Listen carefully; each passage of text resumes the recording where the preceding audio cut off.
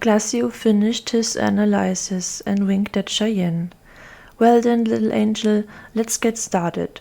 We'll start with fire, one of your main elements. It doesn't matter what magic we start with. What I can teach you remains the same.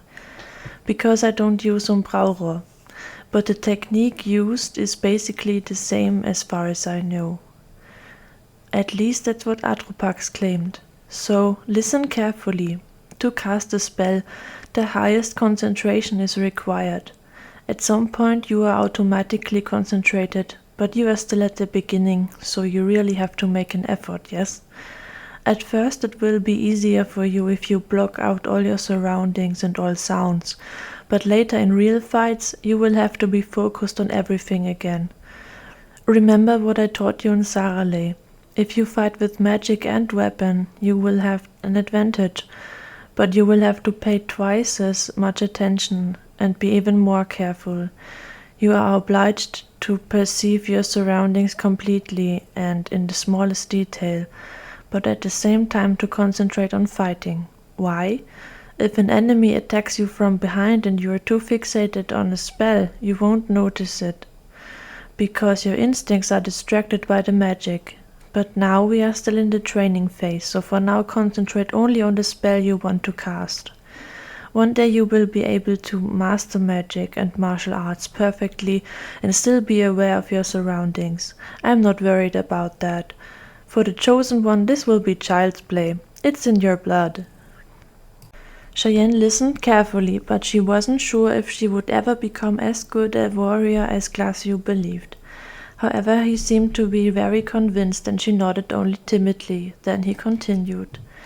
In addition to concentration, you also need controlled willpower. I guess this will be the hardest point to start with. You have to imagine fire, let it ignite and blaze in you. You have to feel it, its heat, its hope, its strength. You have to become one with fire, so that you can control it properly. You should be able to summon it just by thinking about it, but you have to connect with it, so that it obeys you and does exactly what you ask it to do. This is the point you need to work on yourself, and which is the most important. When you can merge and control willpower and imagination, you master the magic. But even if you are the chosen one and all this is no longer a problem for you at some point, I suspect that there is still a long way to go until you have mastered the spell completely. Don't rely on it in battles just yet. Oh yes, while we're on the subject, if you are not calm personified, just like when fighting with weapons, you will not be able to perform magic. Remember that well. Well, the final point to cast a spell would be to focus your Umbraura at one point. Once you've developed the sense of it, you can increase or decrease it as needed. For starters, I recommend selecting the point in one of your palms. I guess that's the easiest method. Later you can also select any point in your immediate vicinity or on your whole body. With fire, however, only the hands seem to me as a sensible starting point, but you can also experiment with them.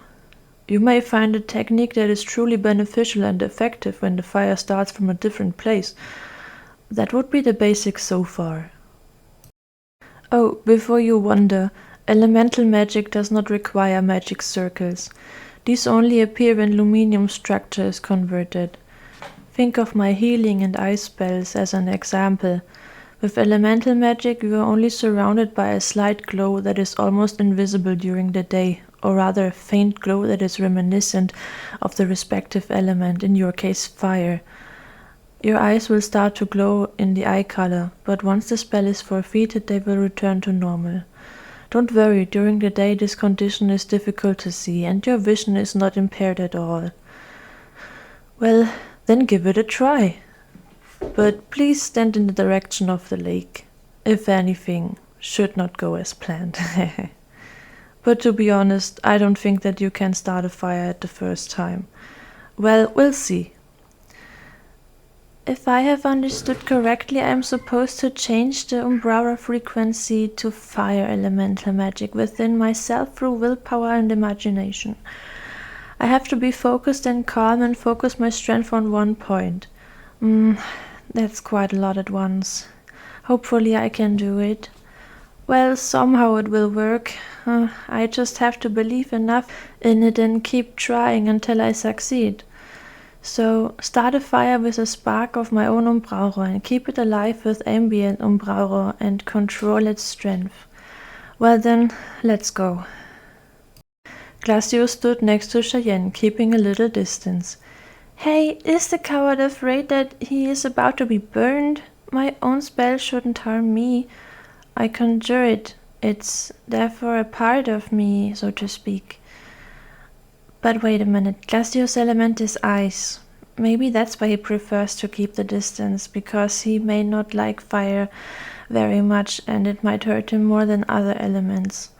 Fortunately, this is only a limitation in combat and not in everything else. Because then he couldn't even be near me, let alone hug me or pat me on the shoulder. He wouldn't be able to cure me either. But sometimes it wouldn't be so bad if he couldn't get so close to me. Well, at least I'd have an advantage in the fight against him, hehe. Alright, then I'll try to conjure up a fire now. Or maybe I should imagine a little flame first, for starters. After all, I have no idea what's about to happen. Cheyenne took a deep breath and then raised a hand. She stretched it forward and tried to keep it parallel to the ground, just as the girl had observed with Glaczio, but then she lowered her arm again and thought, if I stretch out my hand like that, then I do magic down or away from me, but actually I want to see the flame already. In addition, I don't want to set fire to the ground here. Cheyenne bent her arm so that she could see her palm. Nevertheless, the girl was still unsure. The healer seemed to notice this and stepped closer to his prodigy. Hey, little angel, don't worry, the ground won't go up in flames. The probability of that is very low. You want to try your hand at a little spark to start with, am I right? I didn't expect anything else, hehe. You take it slow, that's good, but at the same time you have to really want what you want to do and not hesitate. Glaczio took the girl's hand and pointed it a few centimeters away from her, her arm now at about the right angle and almost parallel to the floor again. The healer crept past like a cat close behind his prodigy and grabbed her second hand as well. He led them to the other and now stood in front of Cheyenne. Glaczio now formed her palms into a bow-like curvature. This is how she always held her hands when she drew water to drink it. The healer seemed satisfied with his work and stood again at the girl's side. Cheyenne now tried to concentrate and imagine fire. She collected some of her body's own umbrauro at one point in her palms, but nothing happened. She tried harder, with the same result. After a few minutes she sighed and the healer gave her a break. Hey, always stay calm, little angel. Don't overdo it. You'd better tell me what fire you're thinking of. The one you saw last night before going to sleep? If so, then the magic won't work, doll. This is the point that is difficult and not easy to understand. You must not think of any fire. You have to ignite your own fire within yourself through your willpower. Don't take this literally, but just imagining it is not enough. You have to let your will flow in. You have to want the fire to harmonize with you and let itself be controlled by you, because it doesn't do it by itself. Only when you connect the willpower with the flame within you that you imagine does your own fire arise. This must then exceed your imagination, and if that is successful, you can work magic. I know it's complicated, but you can do it. Cheyenne tried again. This time she closed her eyes and followed exactly what the healer had advised her. She kindled the flame in her and felt it blaze up in infinite hope. The willpower kept it alive. It was an indescribably beautiful feeling of warmth, confidence, and wild determination, the feeling of fire. The girl concentrated on one point in her palms and opened her eyes again, the flames blazing in her soul. Suddenly she felt her heart beat, as if it were a blast. wave emanating from her heart, but only for one blow. The heat of the fire flowed through her whole body, but it didn't hurt. Cheyenne's vision was framed by the glow of her red eyes, but didn't affect her vision in any way. When the heartbeat had died down, a small accumulation of umbrauro appeared in her hands for a split second, from which a flame was immediately ignited. It floated in Cheyenne's hands and felt enormously hot, but the girl didn't seem to be hurt by the enormous heat, nor was she uncomfortable, and after a short time she got used to the feeling. Usually the heat of a fire stabbed and burned one, but not Cheyenne's own flame. The stinging and pain was non-existent, but the lively heat remained.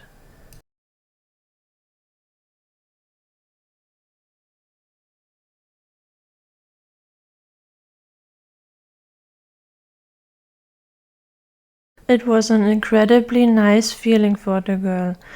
On the one hand, it was a success. On the other hand, she just found it fascinating that she managed to do something like this.